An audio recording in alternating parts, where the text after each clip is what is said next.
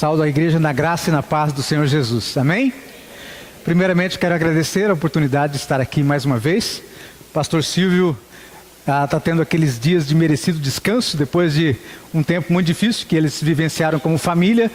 E aí então ele já de antemão falou: pastor, quando eu sair, gostaria que o pastor pudesse estar naquela noite no meu lugar. Então eu agradeço a oportunidade, é sempre um prazer estar aqui com os irmãos e poder ministrar aquilo que Deus tem colocado em nossos corações. Eu estava vendo aqui, esse púlpito não foi bem feito para mim, né? Porque quase que eu sumi aqui atrás, né? Então o pessoal tem que pensar assim, que tem uns baixinhos também na igreja, né? E aí, ainda bem que eu não fico muito atrás do púlpito, senão, né? Acho que você só vê o pescocinho para cima. Mas é um privilégio. Só estou fazendo isso para descontrair você, sabendo que Deus tem uma razão pela qual você está aqui nessa noite. Você não veio aqui por acaso. Deus trouxe você aqui. Eu creio nisso. Eu creio que Deus tem uma palavra no teu coração e que você, em nome de Jesus, já foi ministrado pelos louvores, já abençoou o teu coração, você já adorou a Deus e continue em adoração, porque agora é o momento da palavra. Aquele momento em que a gente, na verdade, se coloca diante dele dizendo: Senhor, fala ao meu coração, mostra uma direção para o meu viver, dá-me aquilo que eu preciso nessa noite, para que eu possa ir para casa e nessa semana ser de fato um homem ou uma mulher mais que vencedora na tua presença. Eu convido você a abrir a sua Bíblia no livro de 1 Coríntios capítulo 15, versos 57 e 58. 1 Coríntios capítulo 15, versos 57 e 58. Nosso tema dessa noite é uma igreja saudável e comprometida com o reino. Uma igreja saudável e comprometida com o reino. Eu tenho pensado muito sobre isso, porque nós temos recebido notícias bastante tristes em relação à igreja do Senhor Jesus. Nós ouvimos tantas coisas, muitas vezes negativas a respeito daquilo que tem acontecido na igreja do Senhor Jesus. E eu tenho pensado sobre que a igreja do Senhor Jesus precisa de um tratamento. Precisa talvez rever alguns conceitos, alguns princípios daquilo que ela está vivenciando nos nossos dias. Então esse texto fala profundamente ao meu coração. Esse texto já é um texto que eu tenho para mim como um dos textos da minha vida, né? E eu quero repartir com você aquilo que o Senhor colocou no meu coração a respeito disso. Uma igreja saudável e comprometida com o reino. Bom, diz assim a palavra de Deus, 1 Coríntios capítulo 15, versos 57 e 58. Mas graças a Deus que nos dá a vitória por meio de nosso Senhor Jesus Cristo. Portanto, meus amados irmãos, mantenham-se firmes e que nada os abale. Sejam sempre dedicados à obra do Senhor, pois vocês sabem que ao Senhor o trabalho de vocês não será inútil. Tem uma tradução que diz que o trabalho não será em vão, né? Uma igreja saudável, eu tenho pensado muito sobre isso. E aí uma das coisas que passa na minha mente, no meu coração, o que é uma igreja saudável? É uma igreja que é bíblica. Aqui nós somos bíblicos. Amém, em nome de Jesus, pregamos a palavra de Deus. É uma igreja bíblica, é uma igreja contemporânea, ou seja, ela vive no seu tempo, ela caminha com o seu tempo. Nós estamos buscando isso também. É uma igreja acolhedora de pessoas. Eu tenho ouvido pessoas dizerem: olha, eu estou aqui porque quando eu cheguei, eu fui muito bem recebido, muito bem acolhido. Eu mesmo fui um desses, né? Quando eu cheguei aqui, me abraçaram, já me convidaram para ir para o PGM, aquela coisa toda, né? Para o pequeno grupo, e eu fui muito bem acolhido. Então uma igreja saudável, ela vive isso. É uma igreja presente na cidade. Ou seja, a cidade sabe que ela existe. Olha, no próximo sábado, dia 11, nós temos uma oportunidade tremenda de fazer a 5ª Igreja Batista conhecida. Bem conhecida, é o dia do abraço. Eu gostaria que todos vocês que estão aqui, sábado, estivessem aqui às 9 horas da manhã. Nós estaremos saindo daqui, olha, pegando aqui uns 2 quarteirões para baixo, na Rua do Fico, e nós vamos seguir até a Van. Vai ser um dia muito precioso. Sabe por quê? É o dia que você pode dar carinho para alguém. De repente você também está carente. Bom, a gente se abraça aqui antes de sair, né? A gente já faz aquele abração aqui, nós todos aqui, né? E aí quando você tiver já suprido o seu abraço, nós vamos sair para o abraço, né? Então, como igreja, é uma igreja presente. Nós queremos nos fazer presentes aqui na cidade. A igreja, a 5ª Igreja sendo conhecida por aquilo que ela é, por aquilo que ela vive. É uma igreja parceira na evangelização do mundo. Também somos, não é? Nós temos ajudado missões nacionais, regionais, estaduais, mundiais. Temos ali um gráfico sempre mostrando como está sendo a nossa campanha de missões. Enfim, uma igreja saudável, ela vive isso. Mas até que ponto, ou quanto ela deve viver isso, é o nosso desejo de pensarmos sobre isso hoje. Como que essa igreja que vive isso, como que ela é? Qual é a característica de uma igreja saudável, que vive tudo isso aí que nós acabamos de comentar? Muito bem, quando nós pensamos nisso, eu digo para você que nós estamos vivenciando dias difíceis, onde ser saudável não é uma regra não, é uma exceção, irmãos. Porque aonde você vai tem gente doente. E aí, você vai entender por que eu estou falando isso.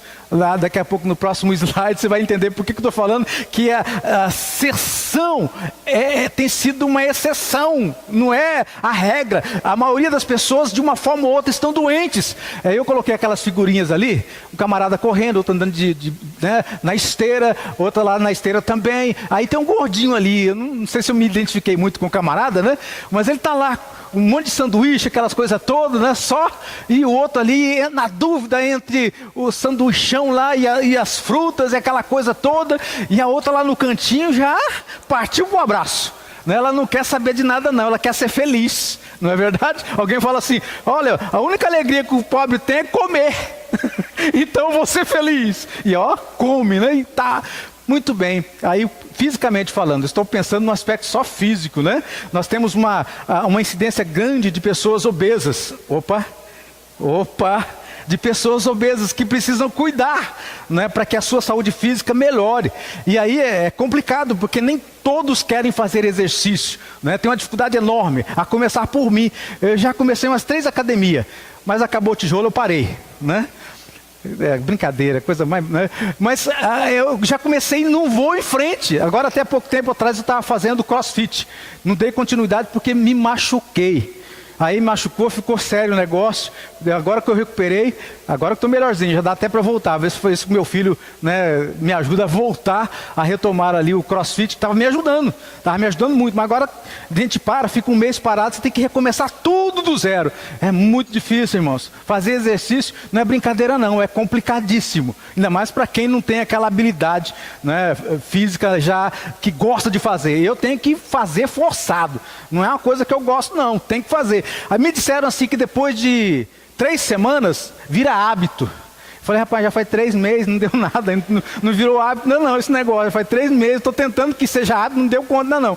Mas estamos vencendo dias difíceis, onde ser saudável não é regra, e sim exceção, especialmente no quesito emocional. Vocês estão entendendo o que eu quero dizer? Então, quando a gente olha para o aspecto físico, você vê que nós, brasileiros, temos um probleminha. Não só nós, né?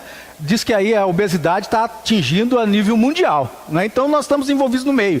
Mas a questão emocional, eu coloquei aquela figura ali do cara, tá fervilhando a cabeça, né? Cheio de coisa e pensando, e isso adoece a gente, irmãos, porque a gente não consegue colocar diante do trono da graça e deixar lá as nossas dificuldades. Bem, mente sã em um corpo são. Olha que coisa maravilhosa. Essa frase é uma frase que é muito interessante, porque na verdade a gente precisa, para ter uma saúde real, tem que ter as duas coisas. Uma mente sã em um corpo que esteja são, não é? Se o teu corpo está doente, a tua mente está acompanhando o teu corpo. Então não vai ter saúde aí no negócio. E a gente precisa vivenciar isso. Essa deve ser a nossa meta, uma mente sã e um corpo que também esteja são. E aí as coisas vão caminhar bem. Esse é o alvo, esse é o objetivo. Quando eu olho para a palavra de Deus, quando eu olho para aquilo que é espiritual, eu preciso também ter uma vida espiritual que seja saudável. Assim como nós nos alimentamos para o físico, nós precisamos também nos alimentar para o espírito. E aí eu fiquei pensando, o que nós como igreja estamos comendo? O que nós estamos, na verdade, buscando para o nosso alimento espiritual?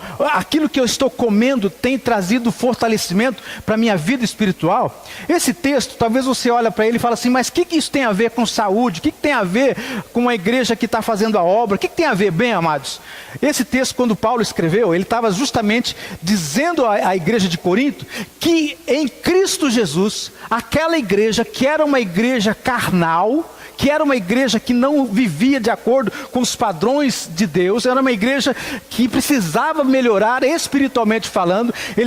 O apóstolo Paulo diz assim: olha, em Cristo Jesus, vocês já são vencedores. Cristo venceu tudo aquilo que precisava ser vencido para que vocês como igreja pudessem ter vitória.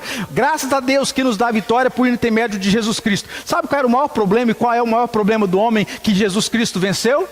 A morte. Se você ler o capítulo 15, o assunto todo é sobre a ressurreição de Jesus Cristo. E a ressurreição, irmãos, é justamente Deus dizendo para você e para mim: olha, eu tenho uma nova vida para você, eu dou algo para você que você vai poder viver de uma maneira espetacular, como você nunca vivenciou antes. Eu vou fazer tudo novo no seu caminhar. Não que não vai ter problemas, não que não vai ter lutas, mas você vai viver em novidade de vida, porque eu venci aquilo que estava te matando, a morte.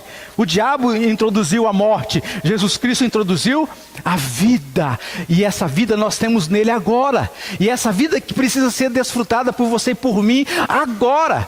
E aí então diz assim: mas graças a Deus que nos dá a vitória por nosso Jesus Cristo. Portanto, meus amados irmãos, sede firmes e constantes, sempre abundantes na obra do Senhor, sabendo que o vosso trabalho não é vão no Senhor. Então, quando a gente olha para o aspecto espiritual, a gente precisa entender que Deus também em Cristo tem um projeto de vida para nós. Nós não estamos aqui por acaso. Deus tem algo muito grande para você e para mim, e eu preciso viver aquilo que Deus tem para mim. E quando eu começo a viver aquilo que Deus tem para mim, irmãos, é abençoador. É saúde física, é saúde emocional, é saúde espiritual, é saúde. Eu espero que você vivencie isso, que você seja fortalecido em Cristo Jesus. Muito bem. Eu preciso entender que minha saúde espiritual está nas mãos daquele que em tudo pode me fortalecer. Você conhece esse texto, não é? Filipenses 4,13. Tudo posso naquele que me fortalece. De repente você amanhece no dia de segunda-feira, aquela segunda-feira braba, é isso mesmo? Segunda-feira braba? Não, por que não? Porque esse é o dia que o Senhor fez. Alegremos-nos e regozijemos-nos nele. É dia do Senhor também. E aí chega naquela segunda-feira e você acorda: como é que eu vou fazer? Estou tão cansado, já não dormi bem, já levantou pensando, eita, que dia difícil hoje, né? E aí você olha para o Senhor e fala: Senhor, eu posso todas as coisas, não importa se é segunda, se é terça, se é quarta, eu posso todas as coisas, porque o Senhor vai dar a força que eu preciso para viver essa semana, para viver em vitória, para ser uma pessoa diferente e para fazer diferença na vida de pessoas também. Então eu entendo que no Senhor eu posso todas as coisas. Então, Senhor, ajuda-me. Eu estou saindo de casa agora, ó. Opa, agora sim, hein? Provar e ver de que o Senhor é bom. Eu vou sair agora, estou saindo. Saí, Senhor, saí na tua dependência. Eu saí agora entendendo que o Senhor está me fazendo forte. Eu vou mostrar para o meu patrão que o Senhor é vivo na minha vida. Eu vou mostrar para o meu professor que o Senhor faz parte do meu caminhar. As pessoas vão perceber em mim que de fato o Senhor é forte na minha vida, porque eu vivo para Ti. Eu quero viver de uma forma saudável. Eu quero ter vida física, vida espiritual e vida emocional. Irmãos, nós iniciamos esse texto dizendo que Deus nos dará a vitória por meio de Jesus. Você acredita nisso? Você acredita que a vitória está em Cristo Jesus? Então eu fiz aquela pergunta: você já o conhece? Você já conhece Jesus? Até que ponto você conhece Jesus? Se você fosse medir em porcentagem o tamanho do teu conhecimento a respeito de Jesus, de 0 a 100%, quantos por cento você olha? Eu conheço já 80% de Jesus. Eu conheço 90%.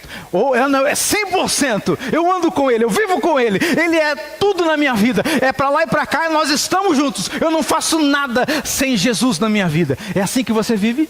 Porque se você não vive assim, essa deve ser a nossa meta. Talvez você diz que conhece Jesus, mas conhece tão pouco, que você não sabe nem a cor que Ele gosta, não sabe a comida que Ele gosta, não sabe qual é a vontade dEle, e você não sabe muito pouco sobre Ele. Então você precisa aprender a conhecer Jesus, porque é de lá que vai vir a vitória que você precisa. É lá que se encontra todo o poder para você vencer essa luta que você está tendo agora. É de lá que vem tudo que você necessita, tudo que você precisa para andar sendo mais que vencedor. Porque mais que vencedor nós já somos, irmãos. Nós já somos, porque a morte não pode mais o quê? nos reter, não é? A morte foi vencida por Jesus. Por isso nós somos mais que vencedores. Eu e você que estamos em Cristo, nós vencemos a morte. Amém ou não? Oh, que coisa tremenda. Aí eu não estou dizendo que você não vai partir dessa aqui. Vai sim, viu?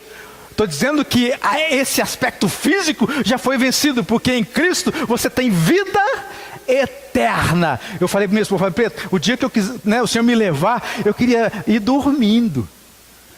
Mas até na morte que você quer dormir? Mas é gostoso, né? Eu já ouvi casos de pessoas, né, que estavam ali do ladinho conversando, de repente só fechou, já foi, né? Que coisa boa. Mas irmãos, Deus em Cristo Jesus tem tudo o que você precisa. Se você está precisando de socorro, vá até Ele. Se está precisando de graça, misericórdia, sabedoria, vá até Jesus, porque você vai encontrar, graças a Deus, por Jesus Cristo. Você tem agradecido a Deus por Ele? Você já o conhece? Quanto você o conhece? Nós precisamos conhecê-lo de fato e de verdade. Nós não podemos conhecer, irmãos, Jesus só de ouvir falar. A grande maioria das pessoas aí fora tem conhecimento de Jesus, mas é de ouvir falar. Já ouviu falar? Eu falo, olha, eu não conheço só de ouvir falar. Eu ando com Ele. Eu estou com Ele já há mais de 40 anos. Eita, faz tempo. Há mais de 40 anos eu ando com Ele. E Ele me conhece profundamente. E eu estou tentando conhecê-lo. Eu busco conhecê-lo. Porque eu sei que é de lá que vem a vida que eu preciso. É de lá que vem o poder que eu preciso para viver a vida que Ele tem me dado. Então, irmãos, você já o conhece? Que você possa responder isso. O apóstolo Paulo traz para nós nesse texto uma verdade preciosa. Jesus venceu aquilo que nos mata um pouco a cada dia. Você já percebeu como isso é verdade? A morte. Quando a morte foi introduzida no mundo por causa do pecado do homem, o homem já nasce morrendo. Que coisa, irmãos. Ele já nasce morrendo, já nasce para morrer. E aí vem Jesus e fala, olha, eu quero dar a você uma nova expectativa, a expectativa da vida, a esperança da vida. E Jesus vem e vence a morte. Aquilo que nos mata todo dia um pouquinho. Cada dia que passa é menos um dia, você sabe disso, né? A gente fala, faz aniversário, opa, feliz aniversário, mais um ano de vida. Que mais um ano? Coisa nenhuma.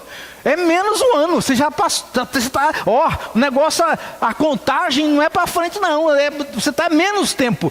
E aí eu falo assim, graças a Deus, porque eu tenho menos tempo aqui. Você já pensou desse jeito? Eu tenho menos tempo aqui, porque daqui a pouco, o mais rápido possível, eu vou estar na presença do Pai. Irmãos, na verdade a gente não pensa assim não. Você quer ficar é por aqui, a gente quer ficar aqui, mas irmãos, Deus quer te levar para que você esteja lá, não é? E um dia isso vai acontecer. Até lá, viva saudavelmente, viva com sabedoria, de maneira que a tua vida glorifique a Deus. Ele nos ensina, irmãos, Paulo nos ensina que o problema que temos, tanto físico, emocional e espiritual, já estão resolvidos em Cristo, pois Ele venceu a morte, nosso maior e pior inimigo. Você acredita nisso? Que os nossos problemas emocionais, espirituais, físicos, já estão resolvidos em Cristo? Aí você fala assim, mas Senhor, por que eu continuo tendo problema? Eu já falei para Deus, Deus, dá para o Senhor me curar da diabetes? Queria tanto ser curado da diabetes, da pressão alta, né? Hipertensão. Aí Deus falou assim, ó, vai maneirando aí a sua comida, vai, né? Eu quero ver você dependendo de mim nesse negócio aí. E aí tem dia que a gente dá cara extrapolado e o negócio, você vai medir, fala, barbaridade, né? Extrapolei hoje, né? Deus, ó, me ajuda aí. Aí ele falou assim, você se ajuda que eu te ajudo também, né? Nós vamos caminhar junto, vamos viver esse negócio junto, porque eu entendo que você vai depender de mim ainda mais do que você dependia. Agora você vai olhar para mim, toda vez que essa diabetes, você vai olhar para mim, é isso que eu faço. Cada vez que eu sinto que o negócio não está bem, eu olho para ele, eu falo, minha esposa, Preta, ora por mim, hein? Hoje eu não estou me sentindo bem. Eu não sei se está baixo ou se está alto o negócio, só sei que eu não estou bem, então ora por mim. Eu não sei se ela ora, como é que ela faz diante de Deus, mas aquilo, só o fato de eu ir para Deus e buscar nele sabedoria e socorro, acalma o meu coração. A minha alma se aquieta, eu falo, tá bom, Senhor, eu vou fazer minha parte. Vai lá na metformina, toma lá a dose diária de metformina e vamos caminhando, em nome de até aquele dia que o Senhor há de me levar, né? Eu espero que não seja agora não, Senhor. Eu lembro muito bem de uma certa feita, eu estava no seminário, aqui no IB, né, no Instituto Bíblico Seminário, e deu um surto de uma doença lá, e alguns rapazes ficaram doentes, né? Então, um outro pegou, acho que era cachumba, alguma coisa assim, o negócio estava feio. Então, não pode ter que ficar quietinho, aquela coisa, sabe? E aí, então, um deles estava ali deitado na cama, né? Nós vamos orar pela turma que estava doente, né? E aí, e ele estava mal mesmo, né? E aí ele falou, vamos orar pelo esse irmão aqui. Mas aluno seminarista sabe como é que funciona, né? Vamos orar por ele aqui, né? Se caso não der certo, que o Senhor leva ele para a glória. Eu falei, larga a mão de glória, rapaz. Eu falei, como assim? Você não quer ir para o céu, não? Eu quero, mas não agora. Larga a mão de glória. Eu falei, mas como assim? Né? Vou orar por você para que Deus te leve para a glória, né? Para a presença do Deus. E ele falou, larga a mão de glória. Foi assim, rapidinho a resposta dele. Sabe por quê, irmão? Porque nós somos humanos e nós queremos viver esse negócio aqui que se chama a vida terrena, né? Nós queremos viver esse negócio aqui. Mas enquanto você está vivendo aqui, viva na presença do Pai. Viva na presença do Senhor Jesus, viva na presença do Deus Todo-Poderoso, porque Ele pode te socorrer quando você está ali no leito, não é? Quando você está cansado, quando você está triste, quando você está abatido, Ele vai te socorrer. Então, irmãos, Ele venceu o nosso pior inimigo. Se Ele venceu o pior, o restante, irmãos, é tranquilo. Se Ele venceu a morte, Ele pode vencer qualquer outro problema ou qualquer outro inimigo que porventura venha te atacar. Então, irmãos, fique tranquilo. Quais seriam as características de uma igreja? Uma igreja comprometida e saudável é uma igreja que tem convicções. Agora nós vamos entrar no texto, 1 Coríntios 15, 57, 58. Uma igreja que tem convicções. De que maneira que essa convicção ela se apresenta para a gente? Olha, irmãos, quando eu falo de convicção, eu estou falando de alguém que sabe o que acredita.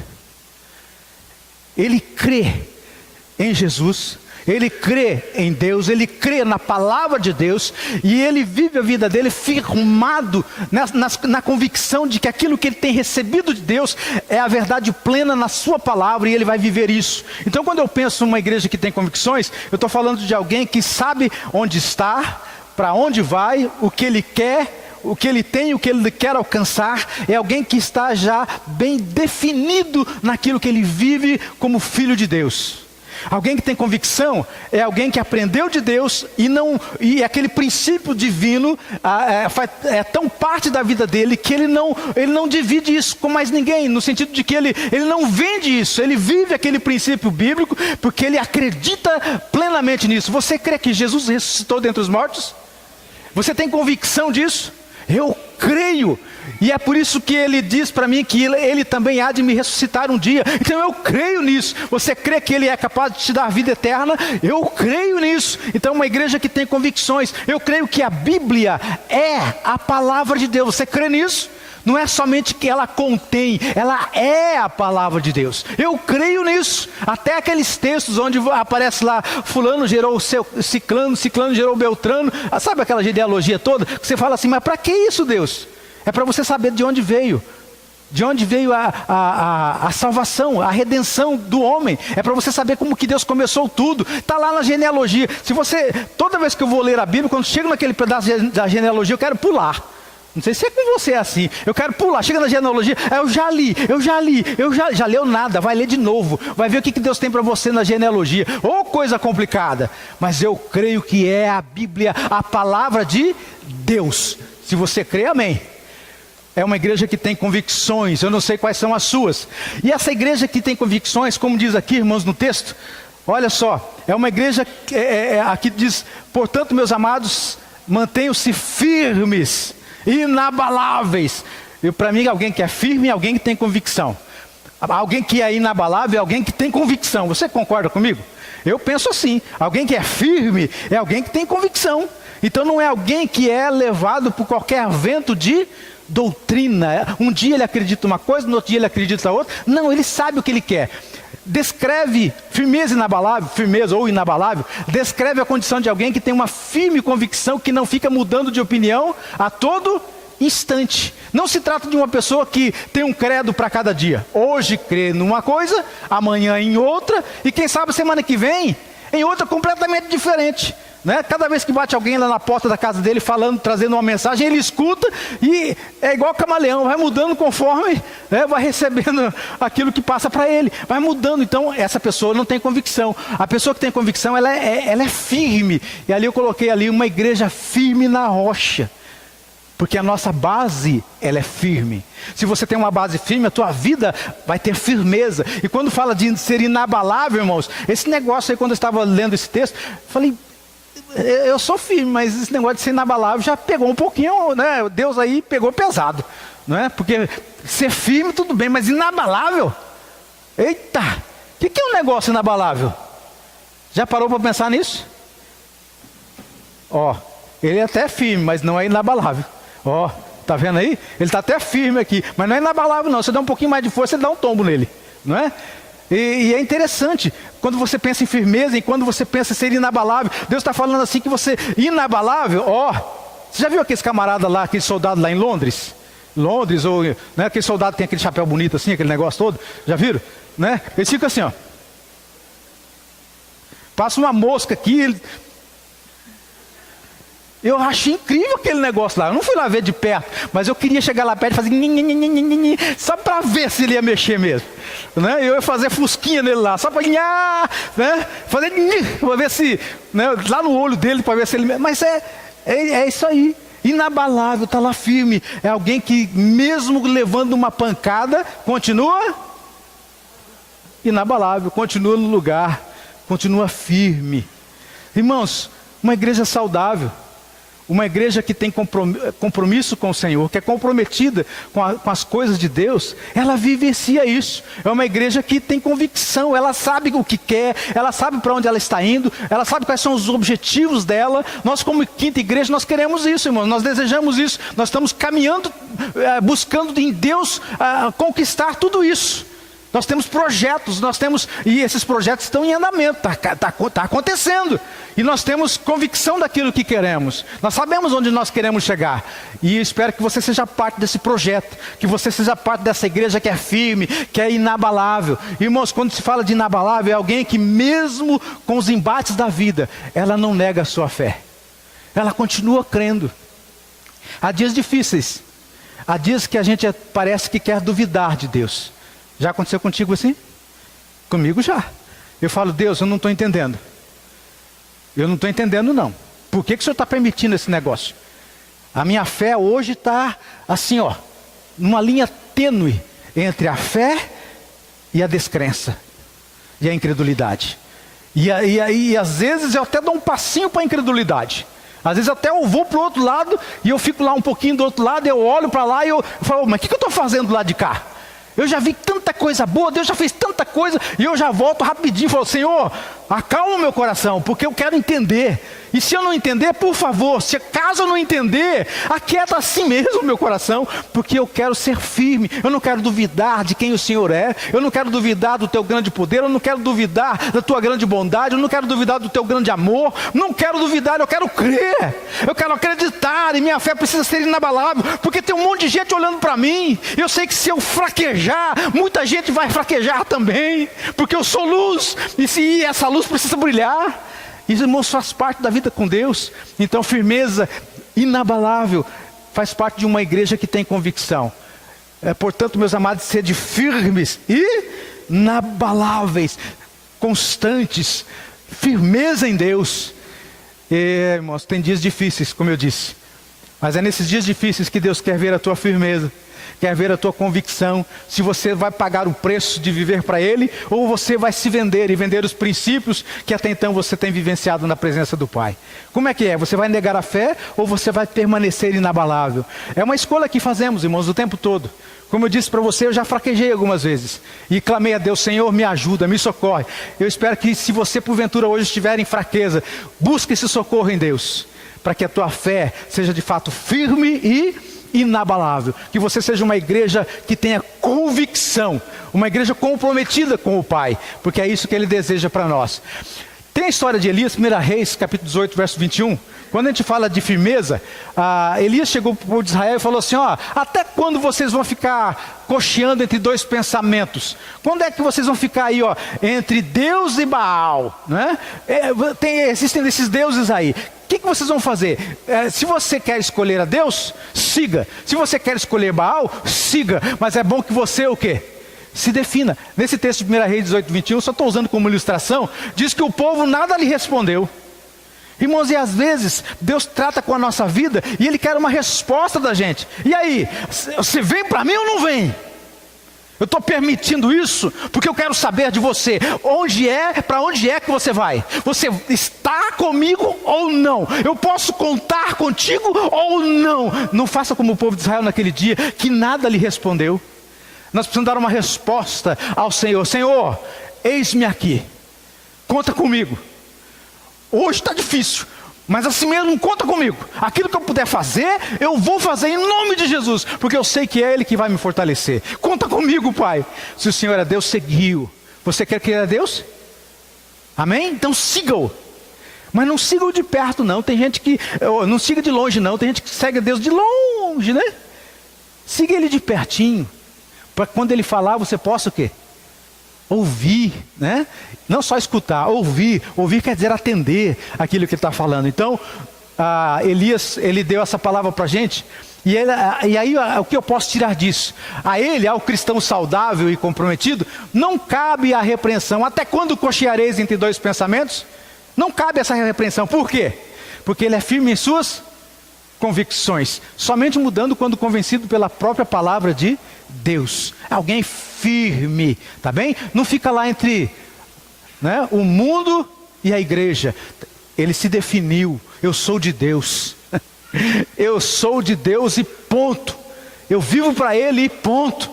Irmãos, deve ser assim, para que eu e você sejamos de fato uma igreja saudável e comprometida com o reino. Se não for assim, irmãos, pode ser que a gente esteja comprometido, mas não é com Deus e nem é com o seu reino. Talvez nós estejamos comprometidos conosco mesmo, com os nossos afazeres, com os nossos objetivos terreais, não é? Mas a palavra de Deus diz, irmãos, que eu e você, como filhos de Deus, nós somos peregrinos e forasteiros. Nós estamos de passagem aqui. Então não fica se apegando muito a essas coisas aqui não, tá? Porque isso aqui, irmãos, vai ficar por aqui mesmo. Alguém já disse com muita propriedade que caixão não tem gaveta. Tá bem? E mesmo que se você fizer uma gavetinha lá, né, vai ser difícil você levar o que você talvez gostaria de levar. Até porque não vai ter uso lá no céu. Se você vai para o céu, oh glória, né? Você não vai precisar das coisas terrenas aqui. Lá é outra história. Mas pense bem nisso. Pense naquilo que Deus está falando no teu coração. Não ameis o mundo, nem as coisas que há no mundo. Aquele que amar o mundo, o amor do Pai não está nele. Irmãos, o compromisso é com Deus. A gente precisa se definir. Uma igreja saudável tem uma mente firme, é convicta de seus valores e não os abandona, não se vende, não se corrompe. Uma igreja saudável tem plena dependência daquele que a tudo já venceu. Você acredita nisso? Você faz parte dessa igreja? Uma igreja que de fato não ama o mundo, mas ama ao Senhor. A mente é firme, convicta dos valores que a própria palavra de Deus tem trazido. E você vivencia isso, pronto a pagar o preço que for necessário. Porque é isso que nós queremos, irmãos, como igreja. Fácil? Não, fácil não é. Mas é aquilo que nós buscamos. Significado de inabalável. É um adjetivo que permanece fixo, que não se consegue abalar, que não quebra, que é resistente. Aí um exemplo, amor inabalável. Isso é bom, né? Quando você pensa no amor de Deus por você, é assim que é o amor de Deus por você? Eu creio que é. O amor de Deus por você e por mim é um amor que não se abala. Não se abala. Independente do que você fizer, Deus vai continuar amando você. Independente do que você viver, Deus vai continuar amando você. É claro que porque Ele ama, dependendo do que você estiver vivendo, como o pai que ama o seu filho, Ele há de disciplinar você. E se você está sendo disciplinado por Deus, aleluia! Agradeça a Deus, porque se há disciplina, é porque você é filho. A palavra de Deus diz em Hebreus, que o pai corrige o filho, tão somente o filho. O bastardo ele não corrige, mas o filho ele vai passar a vara.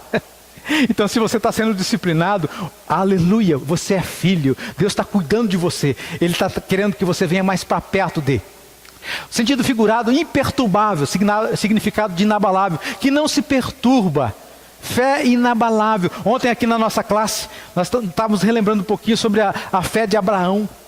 O negócio tremendo, quando eu penso na fé de Abraão. Você já parou? É um texto tão conhecido, irmãos, mas quando eu leio aquele negócio, mexe com a minha alma, mexe profundamente com o meu ser. Deus chega para Abraão e fala assim: Abraão, esse teu filho aí, que é o filho da promessa, eu quero que você entregue para mim em sacrifício. Mas pera lá, é o filho que o Senhor prometeu que daqui sairá uma grande nação, e o Senhor está pedindo para que eu entregue para o Senhor? Eu quero que você entregue em sacrifício. Abraão olhou para Deus e falou: tá bom, tá jóia, é isso que o Senhor quer? Tudo bem. Pegou o filho dele, colocou um monte de lenha nas costas do filho, e andaram por 3 dias, até chegar no lugar onde seria realizado o sacrifício. Irmãos, que coisa incrível. Quando chegaram lá no lugar, montaram o altar do sacrifício, fizeram o altar tudo certinho.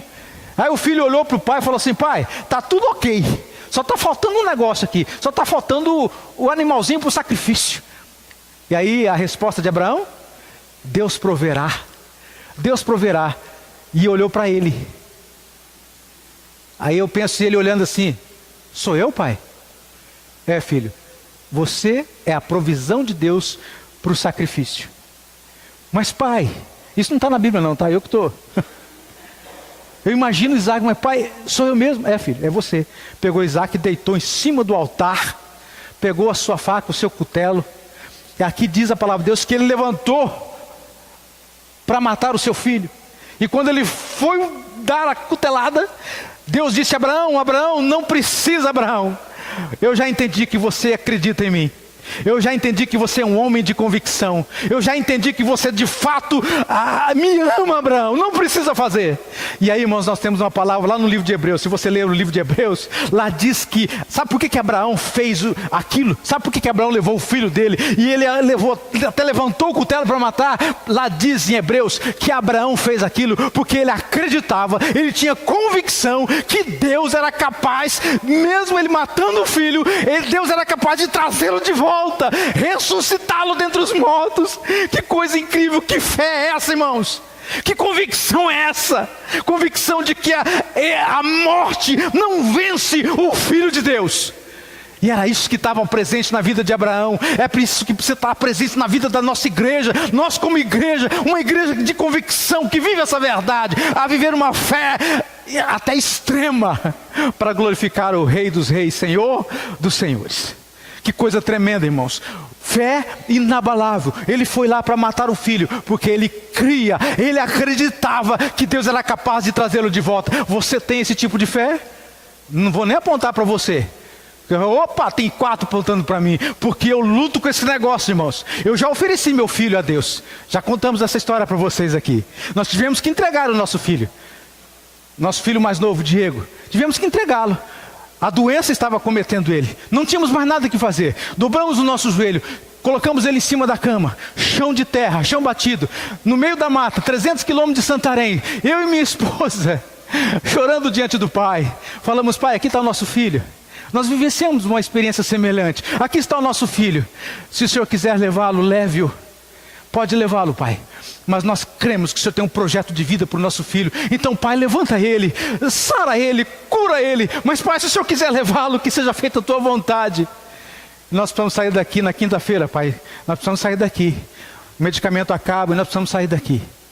Passou sábado, domingo, segunda, terça. Quarta-feira à tardezinha, nós fomos lá no rádio. E aí? Alguma novidade? E o camarada pelo rádio falou assim para mim, para minha esposa: vocês já prepararam a mala? Eu falei: não. Pois devia ter preparado, porque amanhã às 10 horas da manhã o avião está descendo aí para tirar vocês. Oh glória! Deus honra os seus filhos. Deus é Deus, irmãos. Ele tem poder para nos dar além do que pedimos ou pensamos. Naquela quinta-feira nós saímos de lá. Eu tinha dito para Deus, Deus, é até quinta. E foi quinta. O avião foi lá, um avião que saiu de Brasília, irmãos. Deus já estava no processo. Eu falando com Deus, o avião estava em Brasília. Em Brasília o missionário foi para Belém. Em Belém ficou sabendo, ele estava levando uma carga de Bíblia para a tribo Sataré-Maué.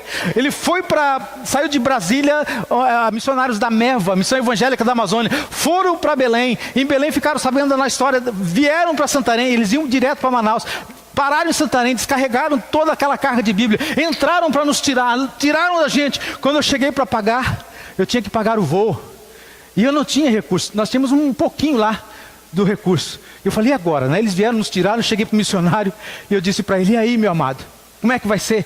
Quanto é que foi o voo? Porque eu falei, eu preciso dar um jeito, vou ter que, alguma coisa tem que ser feita. Quanto é que foi o voo? Ele olhou para mim, o missionário falou assim, meu querido, já está tudo pago, está tudo certo, é só você agradecer ao Rei dos Reis. Coisa tremenda, irmãos. E aí, como é que eu posso colocar o meu pé na incredulidade? Quando eu olho para trás e vejo o que Deus já fez na minha vida. Aí quando o meu começo vai, sai daí, rapaz, não pode estar aí não. Você tem que continuar crendo, porque Deus continua sendo Deus. Irmãos, alguém que é firme é excessivamente enraizado. Não sei se tem esse negócio de excessivamente enraizado, mas você está enraizado. Não é aquela arvorezinha que está por cima da terra, que qualquer ventinho já está tombando a raiz não para fora. Está enraizado lá, aquele negócio firme. Você está levando burdoada de tudo quanto é lado, mas está firme na fé, porque você é uma igreja, faz parte de uma igreja saudável, uma igreja que honra o Senhor. Então uma igreja comprometida, além disso, é uma igreja que produz frutos. Então, além de ser firme, convicta, tem convicção, é uma igreja que produz frutos. Olha o que diz o texto. Portanto, meus amados irmãos, mantenham-se firmes e que nada os abale. Sejam sempre dedicados na obra do Senhor, pois vocês sabem que no Senhor o vosso trabalho não é em vão. Sejam sempre dedicados. Aí tem uma tradução que diz, sejam sempre abundantes na obra. Para mim, irmãos, quando alguém é abundante é porque está dando fruto. A vida dele, irmãos, transborda. Está entendendo? Porque a abundância, quando é aquele negócio de jorrar, é assim que eu vejo alguém que tem uma vida abundante em Cristo. Não é aquela coisa pequena não, aquela coisa raquítica, é uma coisa grande, poderosa, e Deus está agindo, Deus está fazendo. Uma igreja que produz frutos, é uma igreja saudável e comprometida. Irmãos, nós estamos trabalhando para isso dos pequenos grupos, não é isso? Uma igreja que está buscando produzir frutos. Aí, meus jovens, qual é o nosso alvo? Dia 12/12. Quantos nós queremos? Brian, Mateus, lembra? Qual é o nosso alvo? 12. Nós estávamos em 6, falei um para cada. Se um de nós aqui pegarmos um mais um, nós teremos 12 até dia 12 de dezembro. Mas alguém que vai ser discipulado, alguém que vai viver o que você vive com Deus, e quando chegar lá dia 12 de dezembro, nós teremos um outro PGM, uma outra célula, porque nós estamos produzindo frutos, e frutos que permaneçam. Irmãos, é esse o desejo de Deus. E eu fico pensando então nisso. Nós estamos vivendo a estação cultivo. Semear para colher. Se você não semear, não espere nenhuma colheita. Não espere, você precisa semear. Planta, porque aí a colheita vai vir. Então, irmãos, é gostoso ver isso acontecendo.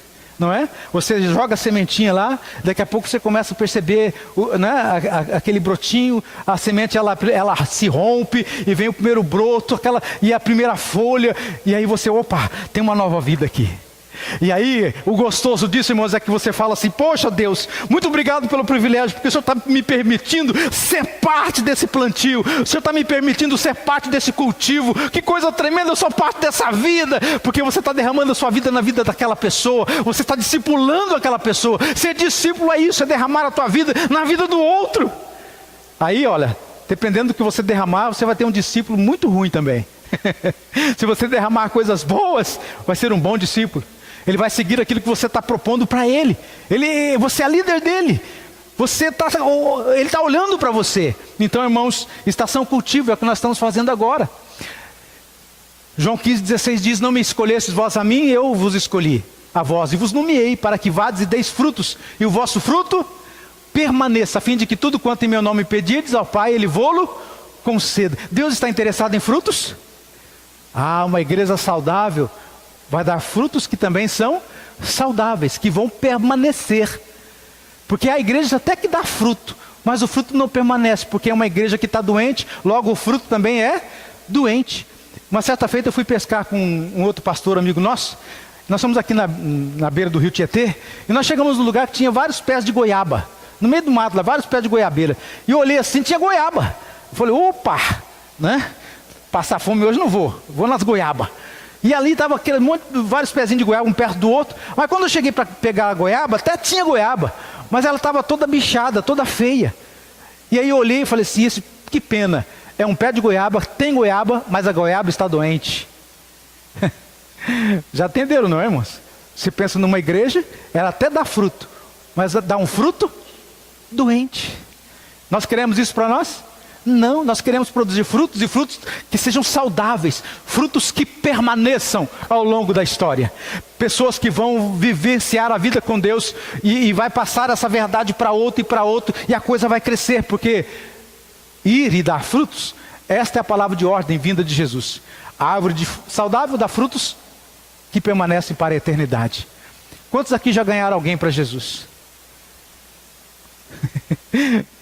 Eu espero que, se você ainda não fez isso, viva isso. Você vai ver que coisa tremenda é saber que você foi usado por Deus para levar alguém a Jesus. Não há coisa maior do que isso. Não há nada maior do que isso. Tirar alguém que está indo para o inferno, e através dele tendo um encontro com Jesus, você apresentando Jesus para ele, ele agora tem o destino da vida mudado. Que coisa tremenda. Isso é bom demais, irmãos. Vale a pena. Vale a pena. E aí, irmãos, nós temos aqui algumas lições da figueira. Deixa eu ver o meu horário aqui. Tem pouco tempo, meu horário está acabando. Lições de figueira, da figueira. Eu queria colocar isso aqui junto com essa questão do frutificar. Em Mateus 21:19, fala de uma figueira, que o Senhor Jesus ia passando na beira do caminho, e havia vários pés de figueira plantados, e uma delas, diz o texto que primeiramente Jesus estava com fome, e ele viu aquela figueira, e ele se aproximou dela, indo até ela para ver se achava alguma coisa. Sabe por que ele foi para a figueira? Para ver se achava alguma coisa? Porque aquela figueira, ela estava cheia de folhas.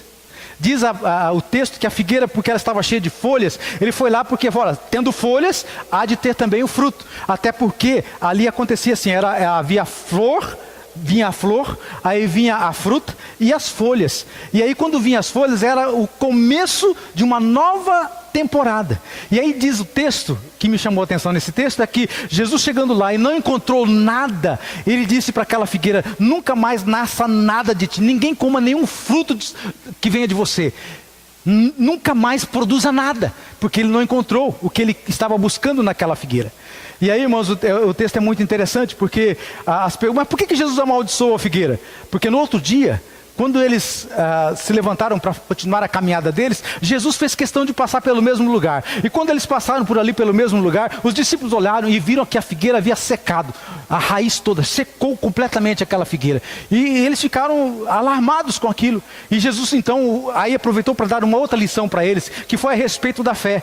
E Jesus falou assim, olha, vocês poderão fazer muito mais do que eu fiz. Essa figueira secou, mas vocês terão poder para fazer muito mais do que eu fiz aqui. Mas a lição anterior se diz respeito à figueira que tinha folhas. E a Bíblia diz que não era tempo de figo. E aí que fica, mas como assim? Ele amaldiçoou a figueira, sendo que não era tempo de dar figos. Por que ele fez isso? Irmãos, o que acontece é o seguinte, todas as outras figueiras que estavam ao longo do caminho, elas não tinham nada, porque não era tempo de dar figos mesmo. Elas estavam secas, mas aquela lá estava cheia de folha.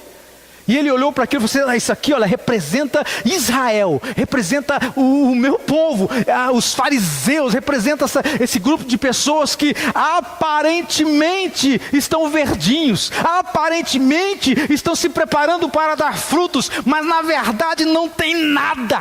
E, irmãos, eu estou querendo aplicar isso para nós. Muitas vezes nós estamos vivendo uma vida de aparência, parece até que vai frutificar. As pessoas olham para você e de repente olham e pensam, olha, eita, olha o tamanho desse crentão, é um crentão, mas é só aparência. E aí o Senhor Jesus olhou e falou assim, nunca nasça nada de você. E sabe de uma coisa, irmãos, Israel perdeu a bênção, porque Israel foi deixado de lado.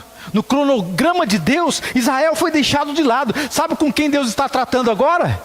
Não é mais com Israel, não que ele abandonou Israel, ele simplesmente deixou Israel de lado e falou: olha, você não vai mais frutificar, por agora não, porque agora eu vou lidar com o povo chamado igreja, e esse povo há de frutificar para mim, você vai ficar aqui por um tempo, mas agora a igreja, esse povo que eu estou trabalhando, eles irão dar frutos. E Israel, irmãos, está meio que encostado ainda, sabe por quê?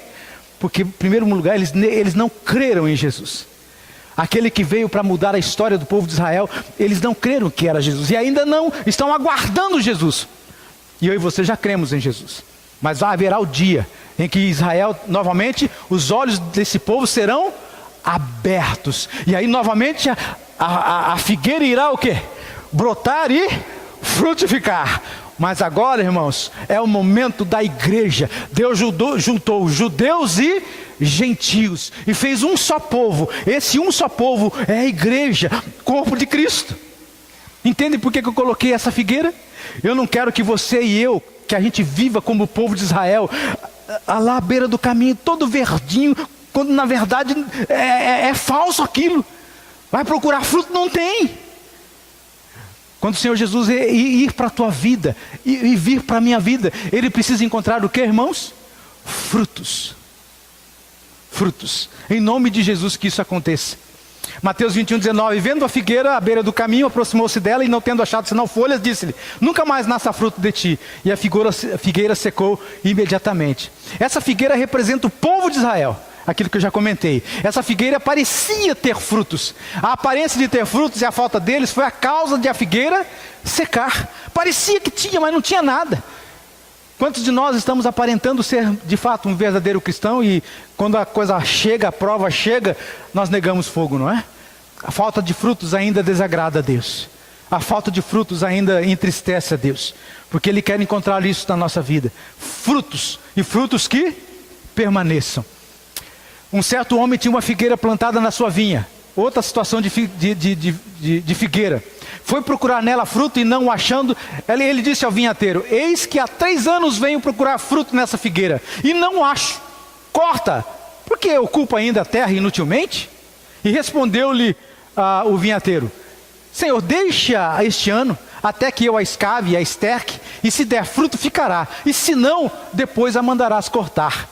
É outra situação de outra vinha. Interessante, irmãos, que a vinha plantada no meio, a figueira plantada no meio da vinha. E diz o texto que a vinha estava produzindo, mas a figueira não. Então, irmãos, de repente, eu e você aplicando para a nossa vida, nós estamos no meio de gente que está produzindo. É só você que não.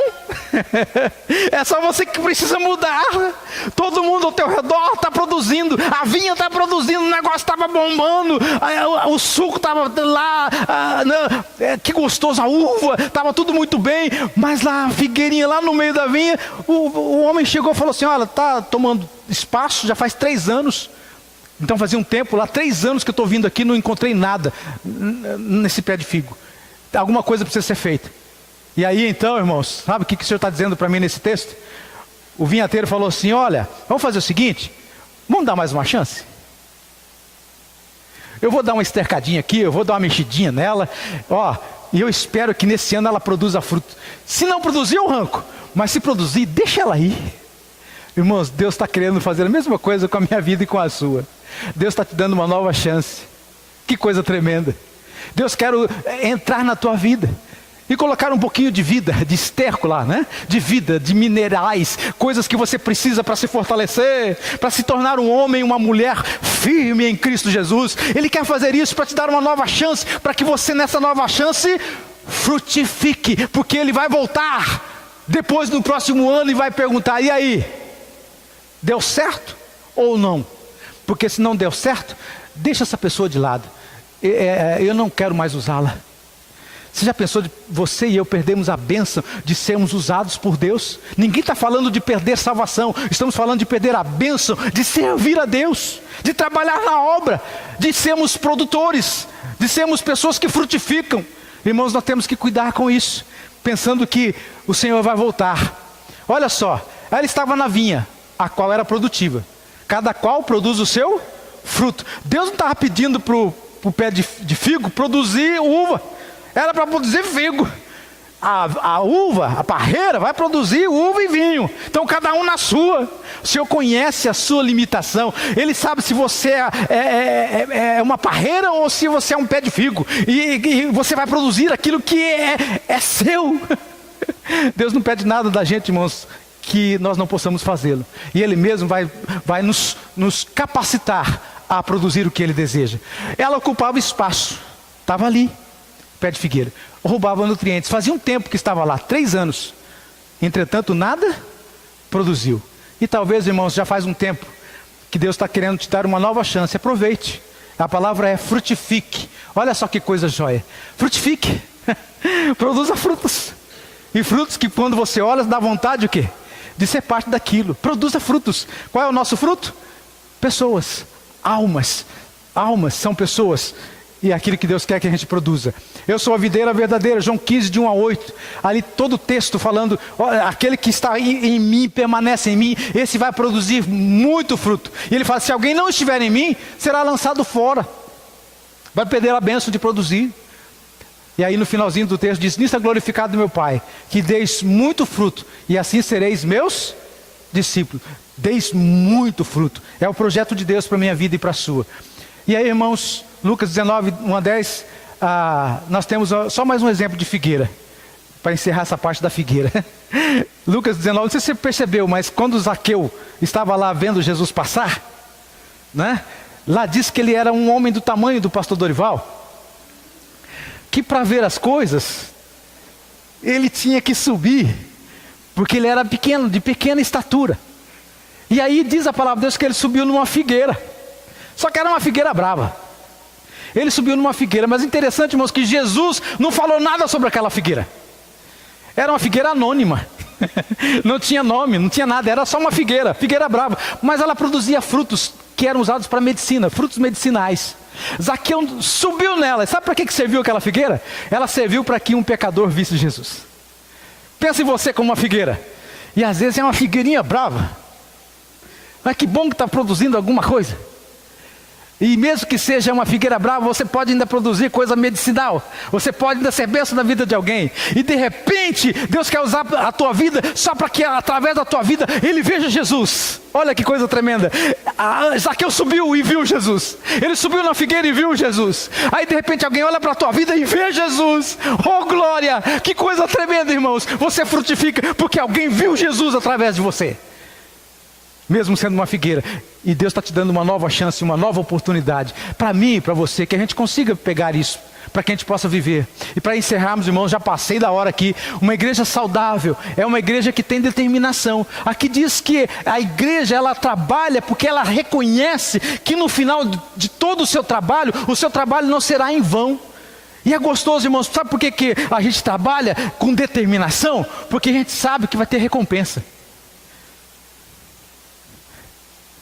Quem trabalha aqui animado quando você sabe que não vai receber nada? Moreno. Mas o dom dele é de servir. O meu não, filho. Né? Tem aquele que... E é bom quando você encontra alguém que trabalha sem precisar pagar. Glória, que bom isso.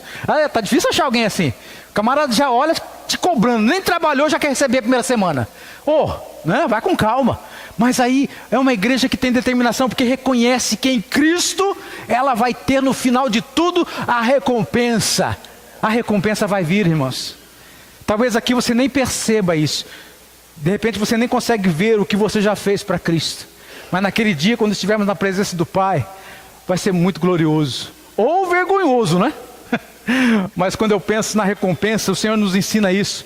Que nós vamos ter como igreja saudável, uma igreja determinada, perseverante, uma igreja que trabalha sabendo que o resultado final de tudo que ela faz está nas mãos do Deus Todo-Poderoso, e que não será nada em vão, pelo contrário, ela sabe que ao final a recompensa virá. Isso vai acontecer. 1 Pedro 4, 12 a 19 diz assim: amados, não estranheis o fogo ardente que surge no meio de vós. Às vezes, irmãos, para a gente produzir, para a gente ser determinado, para a gente fazer o que tem que fazer, a coisa pega, viu?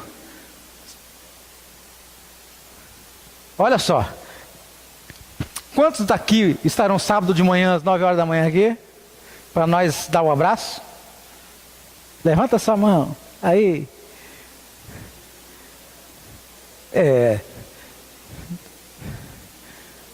Vamos ver. Porque dá trabalho, né? Agora quando você vem para casa 9 horas da manhã e fala assim, eu vou lá, porque a primeira pessoa que eu vejo na rua, eu quero dar um abraço nele, aquele abração gostoso, eu quero ter a oportunidade, Senhor, já prepara porque eu quero falar de Jesus para ela, eu quero dizer para ela que Jesus a ama e que as coisas podem ser diferentes, então vai ser um sábado de salvação, amém? Então se você vier sábado, você é parte de tudo isso, e seu trabalho não será em vão, mas há dias, irmãos, que há um fogo ardente que a gente até estranha, surge no meio da gente, destinado a nos provar. Se é prova, oh glória, esse negócio vem de Deus. Agora se é tentação, vem do mal, vem do diabo. Mas se é provação, Deus está nos provando. Se é tentação, é do diabo. Rejeita isso em nome de Jesus. E vai ser assim, só que o Senhor nos diz assim, olha, de repente acontece isso. Alegrai-vos na medida em que sois coparticipantes do sofrimento de Cristo, para que também na revelação da sua glória vos alegreis exultando. Então, irmãos, você faz parte de uma igreja determinada, firme, convicta, está fazendo, porque você sabe que aquilo que você faz vai ter uma recompensa final, e essa recompensa diz respeito àquilo que Deus vai dar a você. E eu fico muito maravilhado quando eu penso naquela palavra: entra, servo bom e fiel. Foste fiel no pouco, sobre o muito te colocarei. Oh, que coisa tremenda! Foste fiel no pouco, e sobre o muito eu vou te colocar. Vale a pena ou não, irmãos? E é por isso que a gente tem que ser determinado. Eu vou fazer, estou fazendo para o Senhor, eu estou trabalhando para Ele. De fato, o justo tem a sua recompensa. Com certeza há um Deus que faz justiça na terra, amém? Deus é Deus para fazer justiça, e Ele vai conceder isso a você e a mim. Salmo 58:11 diz isso. Colossenses 3, 23 e 24, tudo que você fizer, faça de todo o teu coração como para o Senhor e não para os homens, sabendo que receberão do Senhor a recompensa da herança. É Cristo o Senhor que você está servindo, amém? Estamos fazendo para o Senhor, então vale a pena. De repente para o homem aqui, irmãos, é difícil ter o reconhecimento, mas o Senhor, Ele é justo, e Ele vai te honrar, e Ele não vai deixar passar nada batido. E para nós terminarmos a nossa palavra nessa noite, lembre-se, nossa saúde espiritual depende de como estamos nos alimentando da palavra, do quanto buscamos a Deus em oração. É preciso sondar o coração e a alma. Como você está hoje, não é? Vemos de fato onde estamos como filhos de Deus. É bom que você faça uma autorreflexão. Pense sobre aquilo que falamos hoje à noite. Uma igreja saudável e comprometida com o reino. Alguém que vivencia isso. Se você creu em Cristo Jesus, você faz parte desta igreja.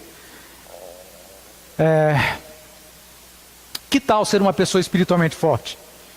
Você quer ser isso? Somente assim cumpriremos a ordem de Jesus com excelência. Vá e façam discípulos. É o que Ele está dizendo para a gente. Vá, faça discípulos. Deixa eu terminar aqui com uma ilustração para a gente encerrar a nossa palavra, concluindo. E como que a gente deve viver nesse mundo aí fora? Como que a minha vida precisa ser diferente do que as pessoas vivem? Diz que um pastor, ele chegou numa nova igreja, ele assumiu uma nova igreja, e ele pegava o ônibus de vez em quando para poder se locomover daqui para ali, até conhecer os lugares. E então, num certo dia, ele entrou no ônibus, e ele pagou a passagem, aí o camarada deu o troco para ele, ele sentou ali perto do motorista, e aí de repente ele percebeu que tinha 50 centavos a mais que o motorista entregou para ele. E ele olhou, 50 centavos a mais. 50 centavos para essa empresa aí vai fazer diferença? Não vai. Não faz diferença nenhuma, né? E aí ele ficou naquela luta. Entrego, devolvo, não devolvo. 50 centavos não é nada. O que é isso? 50 centavos? Dá, deixa para lá. Aí quando ele levantou, o Espírito Santo falou assim: devolve. Devolve, miserável. Aí ele enfiou a mão no bolso, chegou lá falou assim: olha, quando você me deu o troco, veio 50 centavos a mais. Aí o motorista olhou para ele e falou assim: você é o nosso novo pastor, não é? Você é o novo pastor da igreja ali, não é? Ele falou assim: eu sou. Ele falou assim: pois é. Agora eu quero conhecer a tua igreja. Aí ele olhou, engoliu seco, saiu dali, e aí dentro dele ele pensou assim: meu Deus, quase eu entrego uma alma ao inferno por 50 centavos. Já pensou nisso, irmãos? Fala do nosso testemunho, da nossa vida com Deus. Por isso que eu disse ali, ó, nossa saúde espiritual depende de como nós estamos caminhando, nos alimentando da palavra, orando, falando com Deus, buscando nele sabedoria e direção para o nosso caminhar. Que em nome de Jesus você consiga viver isso. Amém? Deus abençoe o seu coração. Eu só quero reforçar aqui, irmão, sábado, às 9 horas da manhã, toda a igreja está convocada. O pastor estava animadíssimo, ele falou, eu quero umas 100 pessoas. Eu falei, tá animado, pastor, né? 100 pessoas, então eu conto contigo. Aí você fica começando, durante até chegar lá no sábado, você fica pensando assim, se eu não for, vai ter só 99. Né? Então eu não quero que isso aconteça. Eu tenho que ir para inteirar os 100. Então eu vou porque eu não posso, né? Eu já estou lembrando de outra ilustração. Vamos parar por aqui, né? Chega, né? Em nome de Jesus, Deus abençoe o teu coração. Eu só quero orar para finalizar e que a tua alma se aquiete e que você seja parte dessa igreja que é uma igreja saudável e comprometida com o reino. Amém? Vamos orar. Pai querido, em nome do Senhor Jesus, nós queremos agradecer ao Senhor por todas as bênçãos que o Senhor tem nos dado até aqui. Nós entendemos, ó Deus, que o Senhor já fez tudo aquilo que era necessário ser feito para que nós tivéssemos uma vida saudável, para que nós pudéssemos de fato frutificar, mas frutos bons, frutos que permanecem, almas que venham a conhecer a Ti através da nossa vida, do nosso testemunho, almas que também irão produzir outras vidas para a Tua honra e glória. Pai querido, abençoa a Tua igreja, que essa semana seja uma semana de muitas vitórias. Sabemos que quando a gente fala assim é porque haverá lutas também, mas ó Deus, sabemos que no Senhor a vitória com certeza ela virá. Se nós caminharmos em dependência, se nós buscarmos ao Senhor de fato e de verdade. Então ó Deus, livra-nos, ó Pai, de sermos homens e mulheres que mais falam do que vivem, que a gente possa realmente viver e falar menos, para que o Senhor seja honrado e glorificado através do nosso viver. Cuida daquele que está aqui nessa noite, daquele que não veio. Abençoa-nos, ó Deus, de maneira que a gente possa de fato iluminar a vida daqueles que ainda não Te conhecem. Nós Te pedimos essas bênçãos e agradecidos estamos no nome precioso do Senhor Jesus. Amém. Amém. Deus abençoe. Em nome de Jesus, fiquem na paz.